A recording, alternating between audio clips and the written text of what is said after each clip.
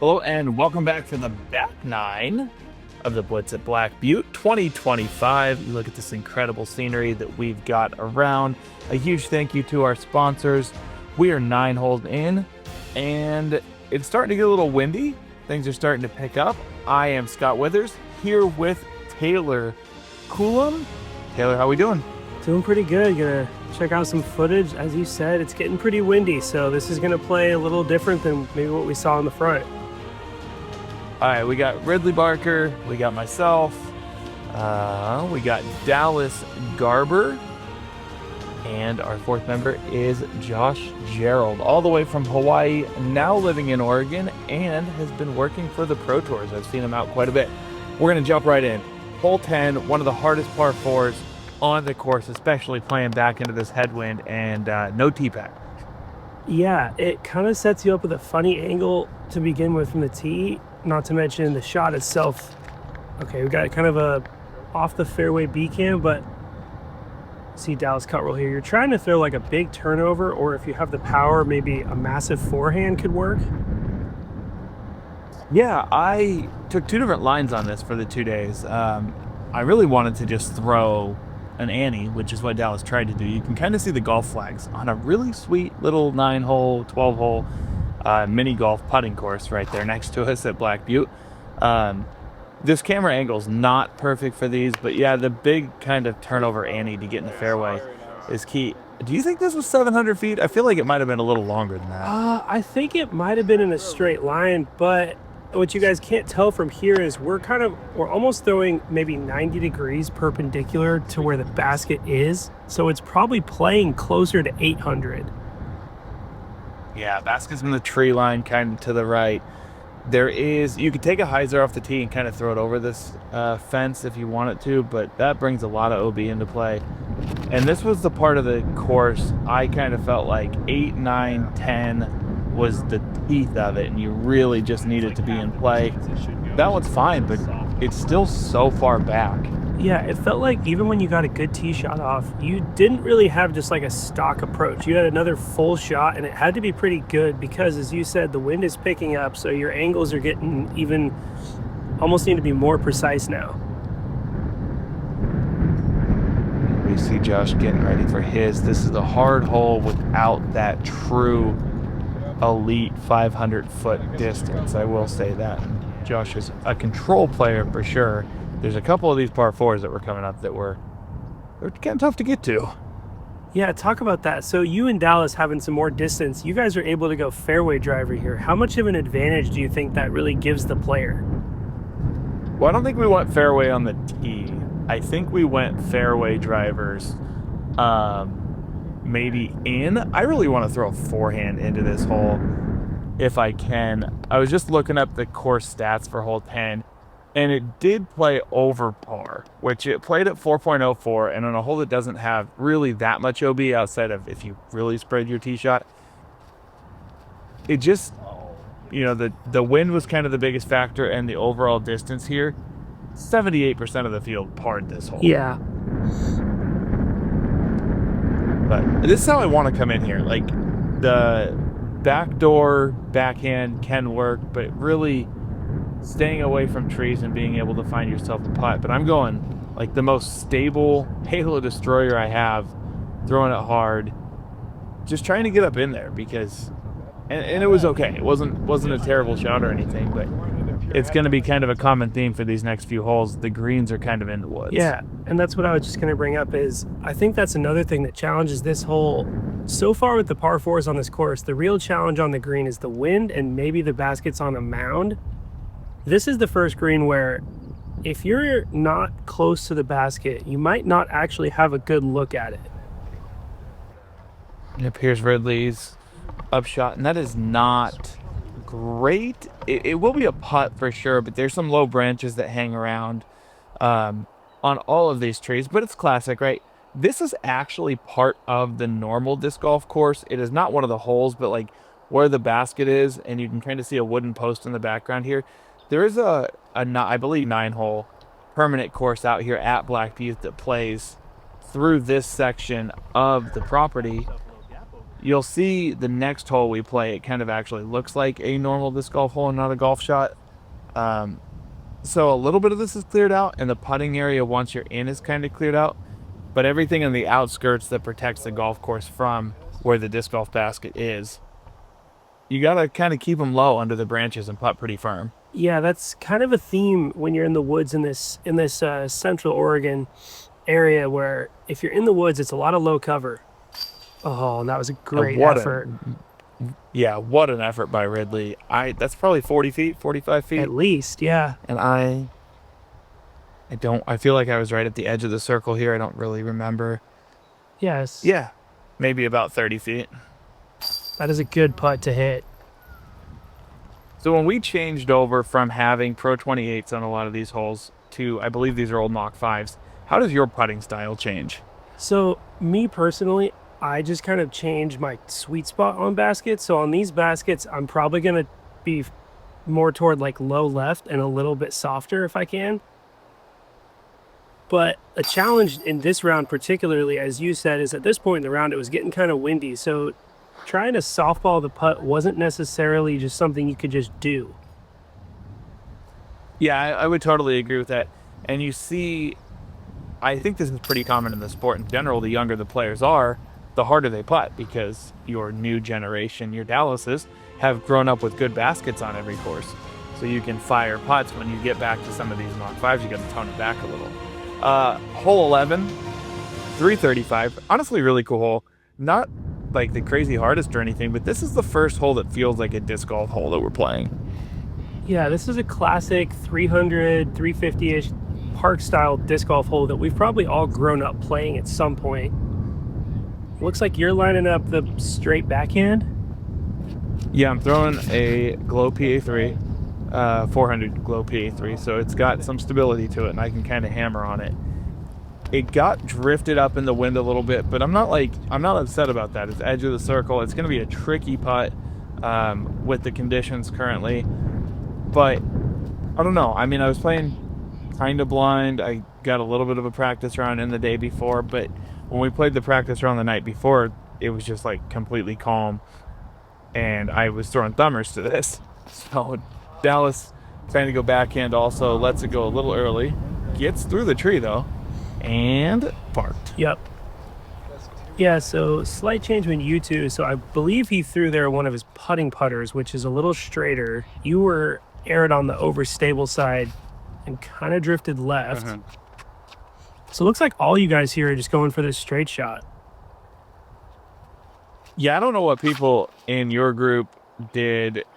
This is high and is going to kind of fade out to the left, but if we played this hole all the time and this was like a hole on your local course, we may have a different take on it, but it just seemed to be like, hey, here's your gap. It does have to be high, but if you can get something to just drift straight like Dallas's did, or get that little turnover, it can go right next to the basket. And if you do miss, it would, that kind of where I bailed out to, where Josh and Riddley both bailed out to over here.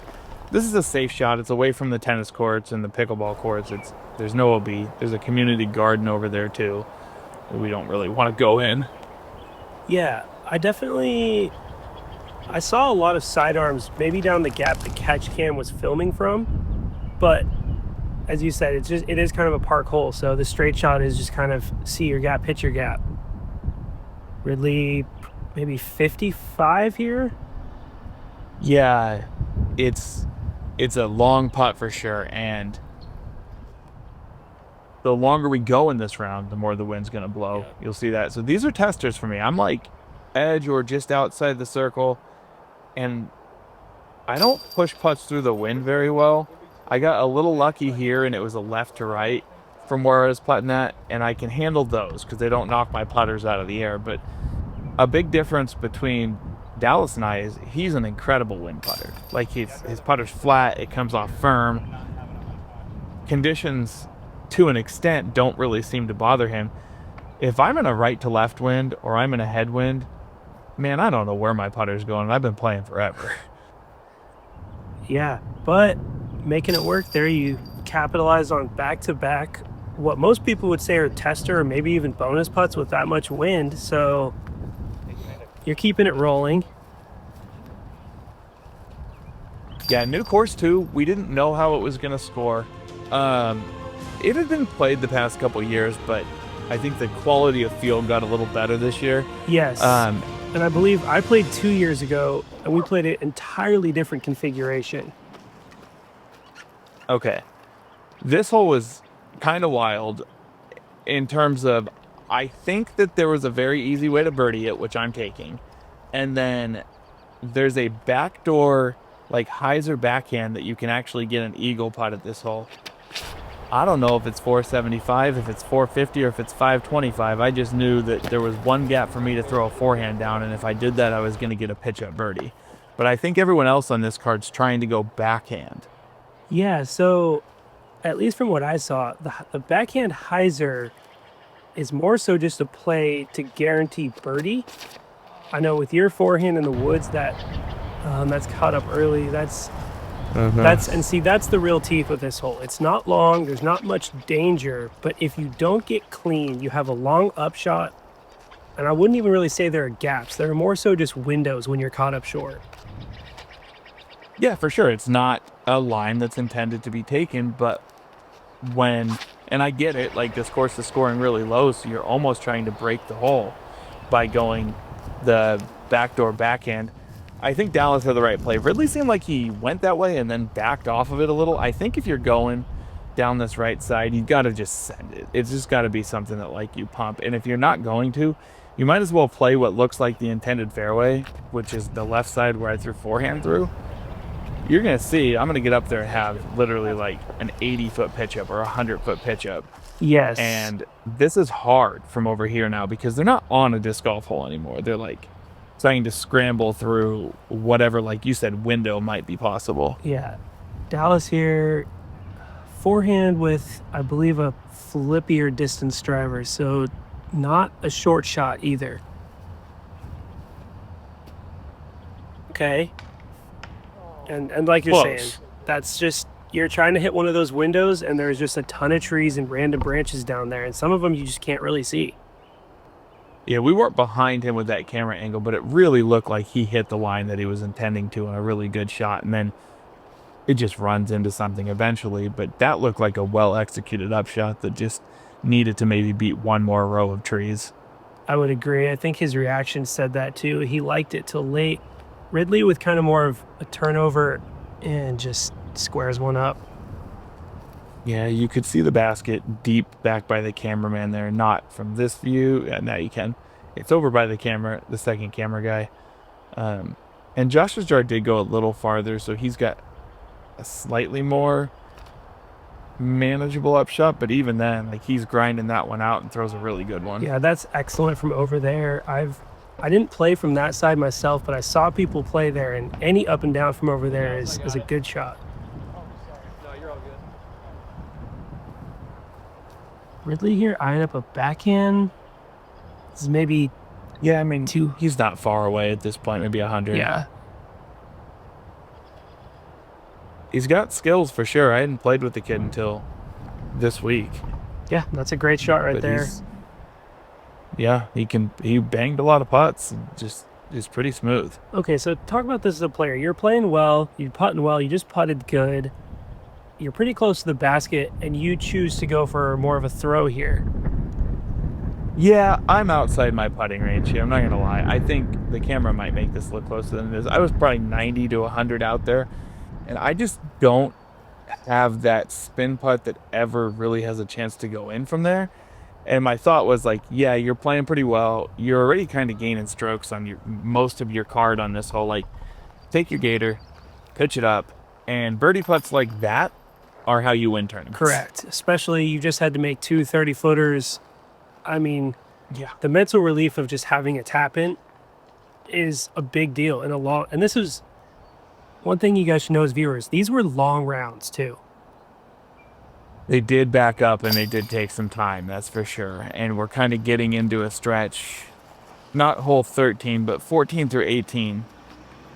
Backed up a little bit. Yes. And then like that really tough 7 through 10 stretch backed up a little bit. Conditions were pleasant to play in. The temperature and stuff was good, but as you add wind, and then you'll see in round 2, it gets real windy. It's just the mental grind. The more you can make shots simple to execute, and the more you can take off that stress of having to throw those 30-foot putts, the better. Tell us about hole 13 here. Yeah, 260 feet, blind shot, and you're probably describing the textbook shot here, is kind of just a high stall forehand over these greens. The toughest thing about it that wasn't great. The toughest thing about it is you can't see the basket really, and it played very short, and it was easy to go out of bounds long. This back, I can't see the basket for sure. You're like 6'10", so you could probably see the basket, but I couldn't see the flag or anything. That's a great shot. Josh hits the pole. Let's go. Yeah, and I can say I couldn't see the basket. In fact, the first day I ran up and kind of did a double take because it says 260. It felt very, very short. Like it felt like almost a I think it pitch. was shorter than that. Yeah, I would agree. We did have a tailwind typically on this hole, so it did feel like as soon as the disc got to the ground, it was not slowing down. Yeah, see, this is fast, but it is thick golf course grass. It is. And that is a great shot. And that goes to your point is you guys can see the wind is blowing. Scott's going to have to earn a putt, and Dallas and Josh just did all their work off the tee. Yeah, Dallas did something there that it doesn't necessarily get talked about a lot, but there's a lot of different ways to control distance. He controlled his distance on that shot by the height of it, where it was fast, but it was low enough that it got to the grass and stopped. Where I've made a good putt here, but my shot was probably in the air for like 2 seconds longer than Dallas's was, or 3 seconds on such a short hole. I controlled it by the speed of the throw. He controlled it by the height of the throw. Neither of those is correct or incorrect. It's just something to think about as a player. Definitely, especially on a shot like this where it's blind and you know it's short and you know you need to stop it quick. Distance control is probably maybe the most or second most important thing to think about on a shot like this. Yeah, probably the most important on this with how short it was, because like you said, that the miss here, unless you threw a really bad shot, was always going long and out of bounds. We were never going to be on that green. That golf green was not in play. If you were on that, that's a problem. Yeah, and those are a couple good putts there. The only times I saw the green in play was that wide backhand like Josh threw. Those, if you got close to those branches, it was a little bit risky. But see Josh there executed it perfectly. And Dallas doing the classic tell your opponent good job by piling some grass on top of their disc that was really close to the basket. Hardest par 4 on the course? Maybe? I would I don't buy 580. I don't buy 580 for a second here. I would say probably hardest hole on the course, par side. Yeah, probably playing 730 at least. I don't know. I mean, it was playing straight back into the teeth of like a 25-mile-an-hour wind. There's two lines here. You can throw this backhand hyzer that's down a path. It's fine. Or you can, the camera's not going to show it where they're at, but there's a mando tree that's just left of where the camera is right now. And there was a gap right next to it that could get you out in the fairway for an easier upshot. And we did it in practice. I think it's the tree on the extreme right side right there that correct. Josh's disc is now right of on our screen. And you can see the white flags of the restricted line. If you took that gap, you could get in a much better spot. But if you went for that gap and hit a tree, you were going to miss the restricted line and you were going to be taking a stroke. And if you whiffed it left at all, you were taking one. And with this headwind, it was just like, you can hear it, you can see it. Dallas threw it in the neighbor's yard, but I think the line was way right, so he was still safe. This was, yeah, I mean, the hardest hole on the course, I would imagine, by a bunch, and stats say it played at .31 over par for this round. So yes, it was the hardest hole. It was tied for the hardest hole on the course with hole 8. And I think part of that too, like you said, is that the gap that maybe was the most appealing for birdie, it felt so hard today that you didn't really see anyone actually take any risk. And I think this hole maybe played harder even than the numbers showed, because you were seeing players take a safe shot and not necessarily even think about birdie. Yeah, and you could see the mando tree there before Riddley got ready to throw because he hadn't got to it yet. little spoiler, there was 11 birdies on it. There was also 18 bogeys and 8 doubles or worse. So I was a long way out here. I didn't know how far I was. I think probably still like 375 or 380 into this headwind. And I knew it was just take a destroyer that the wind can't mess with, throw it out wide, and see where it goes. Rolling a little short, but it's safe. Like, it got a long putt out of what I think is the hardest hole in the course. Yes, and you say 370. I would say you guys were at least that far, because I can tell you that on my group, a couple of us got to the last tree on that trail, and that was still 335 out. And it played all of that and more, because what you guys maybe can't see here is that these shots that they're throwing are carrying a couple bunkers and a green, a little bit playing uphill, and it's still dead into the teeth of the wind. The hardest part of this one is Dallas throws the turnover here isn't necessarily the bunkers that you're talking about. It was this OB line in the left that Dallas just found. It's, 40, 50 feet left of the basket probably, and it really tightened up as you got over the bunkers. With that, any shot that got caught up in this wind and faded out stayed out of bounds. Or went out of bounds, I guess. This was close, and I think it snuck over the line as well. But this OB on this course was pretty generous for the most part. This was one of the tighter ones on the left side only.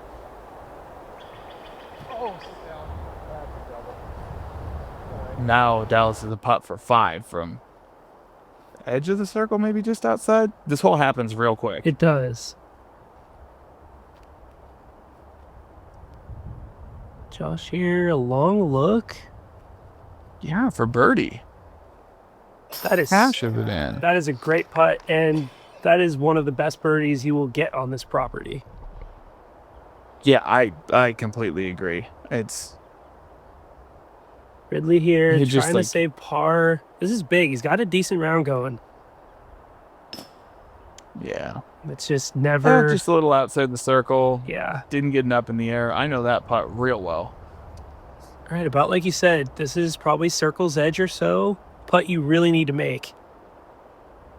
It's a big putt, too. And, yes, it's for bogey, but it's kind of a round saver. Like, you played the hole kind of all over the place. You went out of bounds, then missed a putt. Sometimes those bogey putts are more important for momentum than even making a birdie putt. And to be real, that put him back to 6 under, and I'm now at 11. Yes. With that made putt there. So for Dallas right now, because he's got all the firepower in the world and all the skill in the world, it's in a situation like this, it's about staying within reach.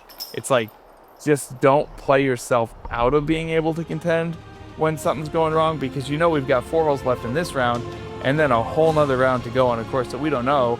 Anything can happen, and Dallas has all the ability in the world to put up some crazy hot round. Correct. And I think it really comes to error mitigation, right? You already made your mistake. Don't make it worse. Yeah. Now we're flipped completely around. This hole says 700 and plays shorter than the one we just played. I'm not even saying the distance was wrong. We just have a tailwind here. OB line to the left that separates the last hole. Technically, I guess there's OB right, but I don't think you're really going to find that until up by the green. I went TL3 to keep just the disc in play. Fairway driver straight. Probably could have been a little more aggressive, but I figured the second shot I should be able to execute it either way and just throw it. Yeah, you could kind of go as short or big as you want here. Like you said, it's pretty open. Where Josh is there, it's a pretty long upshot, but you're in the open, so he should still have an option. Mm-hmm. This is one of the holes that I feel like the power that Dallas and I have is in this field is, the next step up maybe from kind of the rest of the field, can get us in trouble a little more, because the OB line comes into play on the left, and anytime you're dealing with wind, if you're really trying to smash a disc, you're generally throwing it a little higher. You saw both of us club down to fairway drivers there to stay away from the trouble. Correct. And Riddley moves the disc out there pretty well too. he does. He's got some good speed to it, and it's a controlled shot too. Yeah, and that's the best of the bunch there. The basket's kind of tucked back in on the right side, kind of center of your screen here, but down where the little opening is. On a cool green, OB maybe 25, 30 feet right and a little bit long. The trees on the left, the OB line's just outside of them, so you want to be turning through. Josh was back far enough that he basically was just laying that one up, trying to take his par. If you're over here, there was kind of two options, and I was really in between the two. Yes, we played the safe drive, but it didn't help the angle for the upshot. Yeah, this is kind of an interesting, I'll say, opening to the green where you're kind of given a forehand, but it's not the easiest forehand to get near the basket because of what you guys are seeing right here. This corner tree is a lot shorter than the basket than maybe it looks like from back in the fairway. I agree. I chose the wrong shot. I was not very happy with myself afterwards for that. First time playing a course, I'm probably playing more conservative than normal. I knew it. I had both discs out, threw the forehand, it didn't get in, and then I watched Dallas throw his backhand, and I was like, God, we're right next to each other. It just opened up better for that, and it was, just one of those choices that you wish you could have back. I could have also executed the forehand. It wouldn't have felt the same way, but this is what we were saying, Ridley's drive, just being that 20 feet left, 25 feet left of where Dallas and I were, it's a much better spot. He's going Heisman here, though. Yeah, so I played this gap twice, but I never saw it as a hyzer. Oh gosh, that looked real easy. Wow, that was great and really well done. Yeah, I don't know if it was as open as it looked like it was there. That was a super great drive. Yeah, I mean, Josh here, long look. Throw it up. Let it fade. Yep. Take your par. Move on. Yep, and that's just fine. Okay. So yeah, I got to 40. Yeah. I think that's about what it was. It's outside the circle for sure. And this is the part of the course that it's pretty calm conditions back in, and that was, that wasn't a very good effort. So how much do you think when you're playing around, and as you said, about the last 6 or 7 holes have all been windy, the putts felt windy, and then suddenly you get one that's dead calm. Do you think that's easier, or does it kind of change things a bit? I think it makes me putt faster, if that makes sense. I think in a situation like that, when I walk up and all of a sudden the conditions are just calmer than they were, and you can see, like, as I kick dust up, it's barely blowing away here. I think I don't take time because I'm so much more worried about, like, oh, don't let the wind start blowing than I am execute a good putt. In that case, it got me, I guess. I don't know. I also do think when you throw an upshot, like from where we just were, and you're disappointed in the result from the upshot, that birdie putt's a lot harder to hit. Absolutely it is. All right, hole 16, 275. What do you think about this one, Scott? You got to get it. There's no excuse playing MPO to not be within 30 feet on this hole. That's my opinion. There was a straight backhand that was kind of tight. There was a wide forehand, and there was kind of like an intermediate wide forehand. Dallas going what looks like the wide one. Does it stay in bounds? It does. You can see, like, we're back out in the field. It's kind of ripping again. I don't know. I thought this was a little bit of a filler hole, but I don't mind having a filler hole coming down the stretch that's kind of a birdie or die hole, because you have to execute it. And if it gets a little nervy, even in round one, I got 3 holes left. I got to get them all to have a good round or whatever. It can play a little bit of a mental grind on you, and I don't hate that with 3 holes to go. I agree, and I think what you guys maybe can't see on the tee, but you may hear on the catch cam or see, this was maybe one of the windiest part of the course near this basket. It was ripping through here. I went the intermediate, not the wide forehand. It was a little bit tougher line to hit off the tee. but I felt like, and I would almost rather all the time, you execute your shot and it goes right to the basket instead of kind of like trying to play to 30 on a hole that's only 275 feet. Yeah, especially on a hole like this, I agree. I chose a straight backhand for the same reason. It was a tight gap initially, but I felt like if I hit it and it was a good throw, I didn't have to putt. Yeah, I do think this is one you want to get. We ended up having 35% of the MPO field birdie this hole, and it did play 0.23 strokes under par. Oh, man, he is scaring so these long close. ones, this back nine here. Real tester here for Dallas, but this is what he's good at. Like, he's really, really a good wind putter. Yep. And to your point, speeding up in the wind or slowing down, one thing you see with Dallas is the routine never changes. Yeah, I don't know if that got a little lift, maybe a little nose up, or just, it's still a 32 footer. Like, we don't make 100% of them even on calm days. No, we do not. And you can see some frustration from him as you tap in a very nice birdie there. Yeah, I'm just trying to get this one in, get out of the way, move on. We're tired, hungry.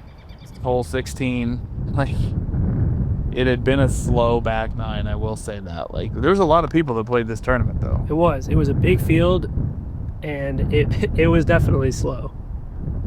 Yeah, this was in April, I believe, and there was 176 players that played the event. So, just a lot of people packed on the course. Yes. Riddley cleans up, so 3 pars and 1 birdie, which, like I said, you kind of coming down the stretch. You want to get it. Hole 17, listed at 350, probably plays 370 maybe. I think it was a little longer. Not a hole you're going to see a lot of bogeys on, but also kind of a tough shot to execute. The straight backhand was a play for sure, with kind of a low cover. Or you can get it out in the golf fairway like this and use, you know, that didn't skip great, but you can kind of use the shortcut to move it right towards the basket. Yeah, and I would say too, there was kind of maybe a third option you could there was also kind of a forehand down the middle, kind of all air flex play that some people took. You know, I also saw this big gap on the right, people kind of sneaking it behind the Mando. Okay. Well, this looks good. Here's a good release. Yep. Here's the problem with the tailwind. It pushes it just a little long. And if you have a tailwind on the drive and you go long, what's that mean for the putt? It's headwind, and that's going to mean, in Dallas's case, he's got to make the same putt that he just dealt with. Yeah, and he needs it at this point. Yes. Trying to keep a round going, trying to make sure your lead card, trying to make sure you can push.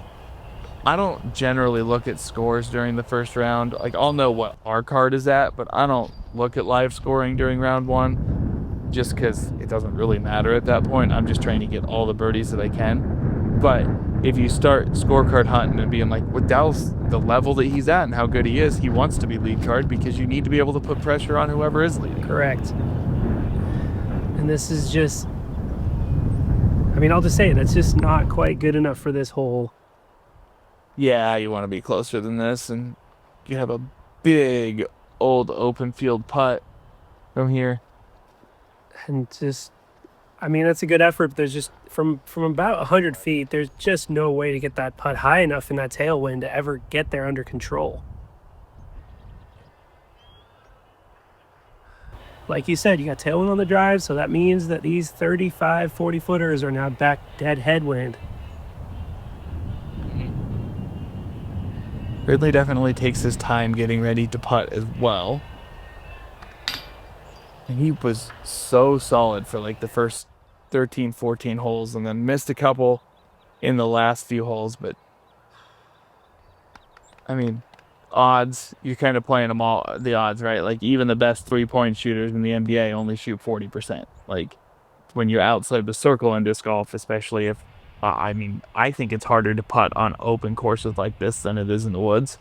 Oh yeah, I mean this is that's a little, like it's that. kind of a 50-50 ball, Yeah, and then that's a pretty dang good effort from there, though. that is a really good effort.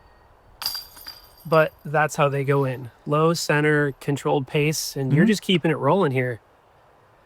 Yeah, there's a difference in putting styles for sure, and I will always say this. The difference between these baskets and the Pro 28s to me is probably less than it is to other players, just because I kind of grew up playing on these. My putt's kind of suited to go up and down into the basket where it's dropping when it hits the chains.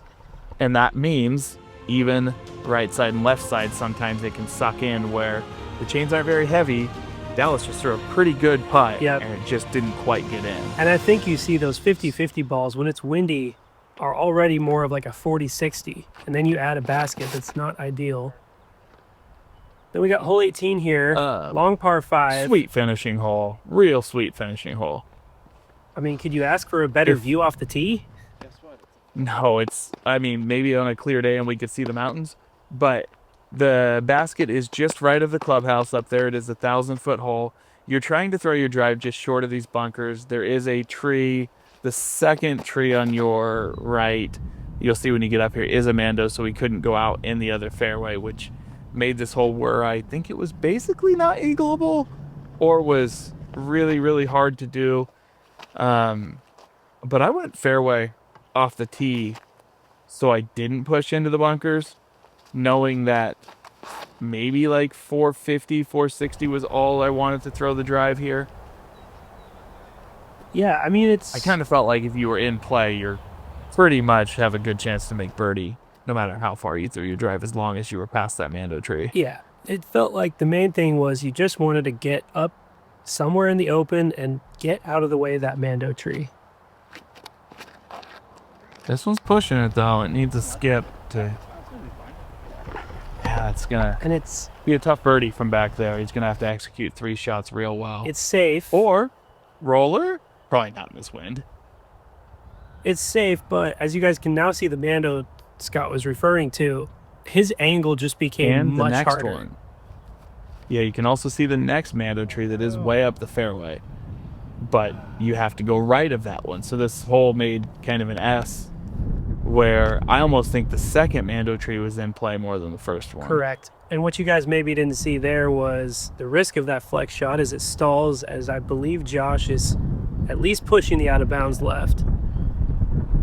Ridley here, this is just textbook. From Ridley, good shot. Yep. Yeah.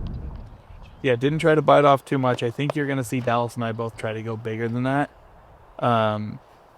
If nothing else, just to get the shortest upshot possible, because if you do throw it hard and just execute a pretty good shot, there's not a whole lot of trouble to get in.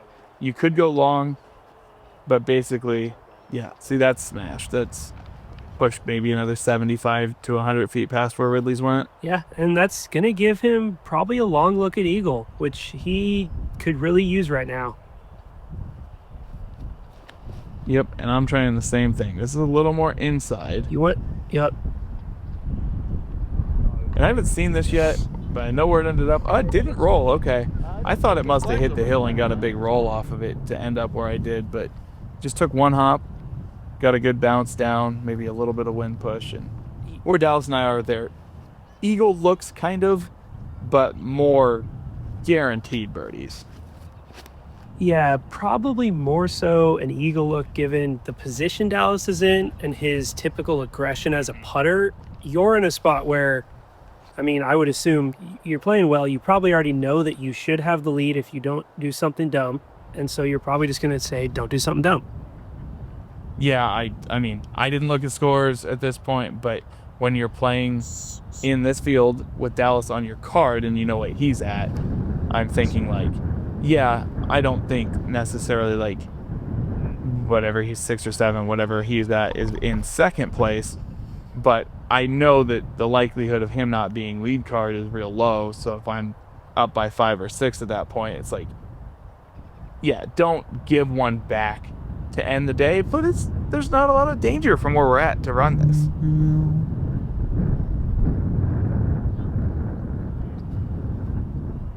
Josh. Yeah, but it's good. I mean, he's going to make Gonna make 5, kind of what we said when the drive ended up where it did. It almost took birdie out of play. But we're gonna call this one 70 feet. Yeah, probably. Probably. A pace or two outside circle 2. I think it's just so windy at this point. Yeah, I can't even tell. He went way quicker than his normal. I don't even know if he really was trying for that one. You can see the chains blowing, and guess who doesn't want much to do with this? I'm gonna throw it up and just see if I can get lucky.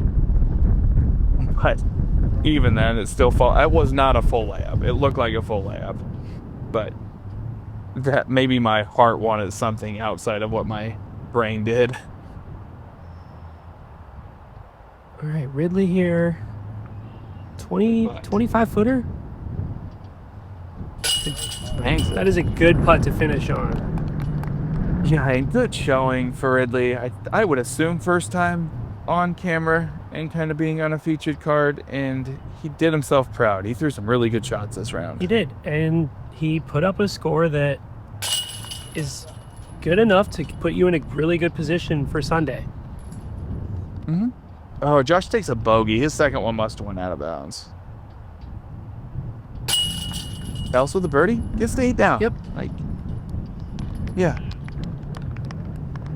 I know probably wasn't completely what he was looking for, and that 14 was pretty special. That was a pretty clean round with, only one real bad hole, but you gotta keep these kids down while I can. Absolutely, and that's just a great opening round. I mean, that gets the confidence going, and it puts you in a good position. Yeah. So 14, 8, 6, 2 were the scores from our group. What a beautiful property. Jacob Velasco at 10. He teed off early. Jesse Bickley at 9. So that will be your lead card for tomorrow. But a huge thanks to Andy and all the crew that put this on and our sponsors. Make sure you guys tune in for round 2 and enjoy the coverage.